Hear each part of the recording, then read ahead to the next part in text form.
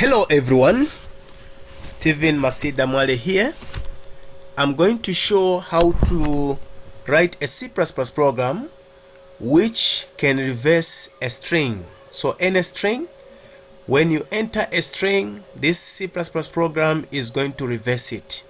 Okay, so let's see what I mean. Okay, so here we're saying, for example, when you enter a string text, okay, so this C++ program is going to convert it, it is going to reverse it and write txet. So it will reverse it like that. Okay, so let's see how we can write this one in C++. So I'm going to write a function which is going to help us to reverse a string. So a function, it is going to have a return type of string, since we are talking about string. So we're going to say string, and here we are able to access string because we have put the declaration here using namespace std. So string is a member of this namespace. So if this one was not going to be here, if it was not going to be here, okay, if this one was not going to be here, we were going to write string like so, like this. So we're going to say std : scope resolution operator. So it means here we are accessing the what? The string in this namespace. So since we have declared it up here, we no need to put this this before the string. Okay, so we're going to say string reverse. So string reverse. Okay, what are we reversing? We are reversing the string. So we need this function is going to take a string as an argument. So we're going to put this parameter here, string. Okay, so after we write this, we are going to say string, we're going to declare a temp variable which is going to store temporal values. So we're going to initialize it to an empty string for now, and we're going to write a for loop. So we're going to say for int, so p, I'll call it p for position. For int p is equals to what? Is equals to this string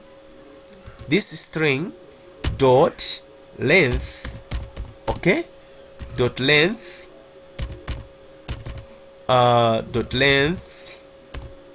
like this, and then this is a function, so we're saying -1. Okay, so what are we doing here? We have a string here, John. We have a string here, John. So when we say string.length -1, it is going to return 4. So since the index is counting from 0, 0, 1, 2, 3, so the length of this string actually is 3. So it's 0, 1, 2, 3. So we are saying we want to start from 3. So we want to start from 3. The position should be 3. Okay, and then we are saying p is greater than or equal to what?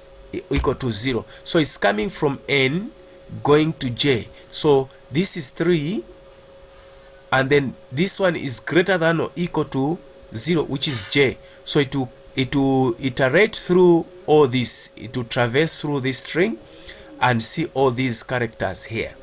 Okay, so and then we are saying p minus, since we are going backwards, so it's minus. And then here we're going to say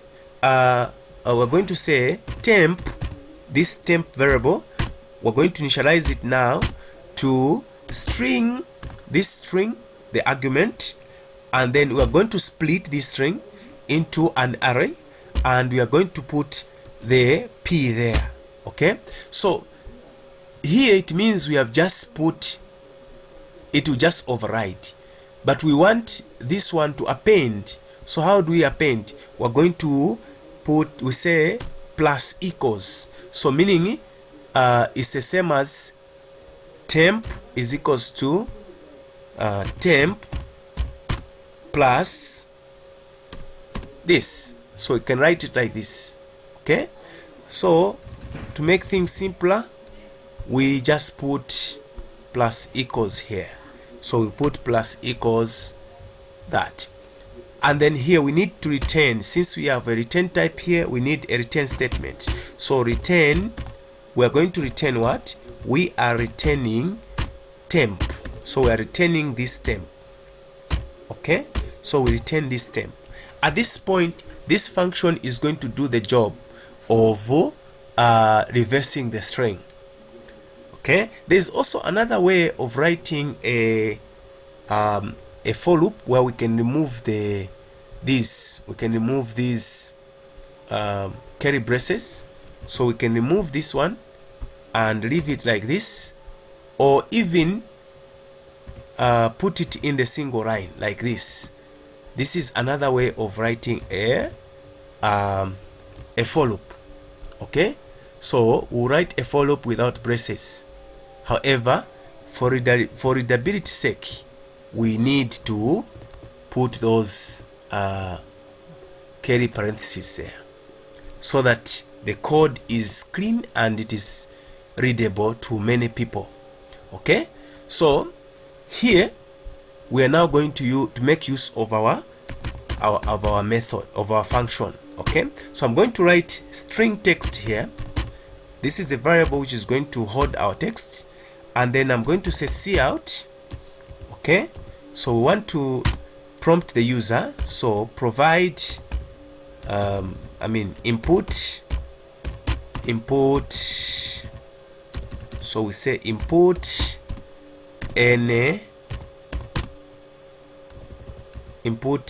any text.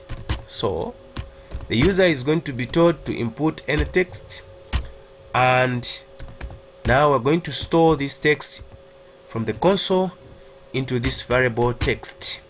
Okay, and then we are going to see out, we're going to see out now the text which has been reversed. Okay, so we're going to say, we're going to put a space here, and then we are going to call our function reverse reverse. We're going to reverse text. Okay, so we're going to reverse text, and then at this moment, if there are no errors, our program should run. Let's compile and run and see where we have made a mistake or how the program is going to run. So the program is compiling, and let's wait and see. Seems everything is okay, and here it is, it has run. So we input text. I'm going to write Masida here. Okay, and it reverses Masida, ADISAM. Okay, let's write a sentence. Okay, John, let's write a sentence. No, not a sentence, it will take a word, John. Okay, so let's enter, and it reverses John in that way. Okay, so the program is running successfully. So thank you very much, guys. Please consider subscribing to my channel, and also remember to press on the bell icon so that you are notified whenever I upload a new video. Okay, and then please remember to share this video so that many people can benefit from these tutorials. God bless you. Shalom.